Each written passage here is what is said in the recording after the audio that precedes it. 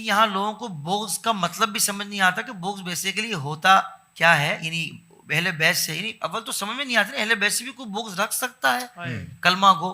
تو پہلے تو یہ بتایا جائے کہ بغض بیسیکلی ہوتا کیا ہے، اس کی کیا علامات ہے. بندہ تو یہی سمجھ رہا ہوتا ہے کہ نہیں میں تو بڑی محبت کرتا ہوں. اس طرف تھوڑا سا اصل میں جو لفظ بغض ہے نا جی، یہ ایک ایسا لفظ ہے کہ کوئی پڑھا لکھا ہو یا ان پڑھ ہو اسے سمجھ آ جاتی ہے کہ بغض کا مطلب کیا ہوتا ہے. جیسے محبت لفظ ان پڑھ اور پڑھا لکھا ہر بندہ سمجھتا ہے نا کہ محبت پیار کو کہتے ہیں، اسی طرح وہ سمجھتا ہے کہ بغض نفرت کو کہتے ہیں.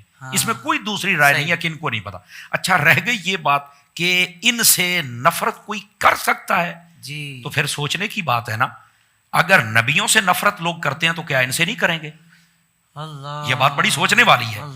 تو ظاہر سی بات ہے اللہ رب العزت نے طبیعتیں مختلف بنائی ہیں. ان الطبائع مختلفۃ، طبیعتیں مختلف ہیں.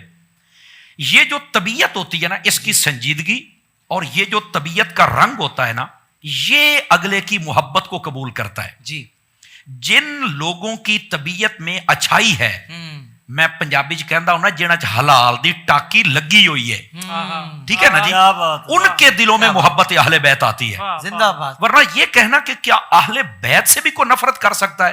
تو یہ واقعہ کربلا ہوا کیوں ہے؟ یزید کے دل میں، وہ شمر کے دل میں، وہ جو عمر بن سعد تھا اس کے دل میں، عبید اللہ بن زیاد کے دل میں بغض اہل بیت ہی تو تھا، اور تھا کیا؟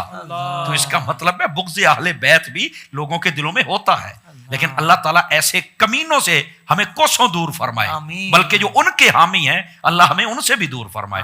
تو یہ کہنا کہ ان سے بغض نہیں ہو سکتا، نہیں، یہ جب نبیوں سے ہو سکتا ہے تو ان سے لوگ کرتے ہیں. لیکن ہوتے وہ بدبخت ہیں جن کو اللہ پسند فرما لیتا ہے نا، اللہ تعالیٰ اپنے پیاروں کی محبت بھی ان کے دل میں ڈال دیتا ہے. چونکہ یہ قرآن کا فیصلہ ہے.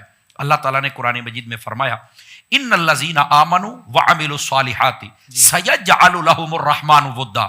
فرمایا کہ جو بندہ ایمان لائے، نیک اعمال کرے، اللہ اس کی محبت ایمان والوں کے دلوں میں ڈال دیتا ہے. سبحان اللہ. اب بتائیے اہل بیت ہوں یا صحابہ کرام ہوں، ان سے بڑھ کے ایمان والا کون ہے اور ان سے بڑھ کے بڑا عمل کرنے والا کون ہے؟ سبحان اللہ. اس لیے ان کی محبت ایمان والوں کے دلوں میں ہے. اگر کسی کے دل میں نہیں ہے تو وہ بے ایمان ہے بھائی، وہ ایمان والا نہیں ہے.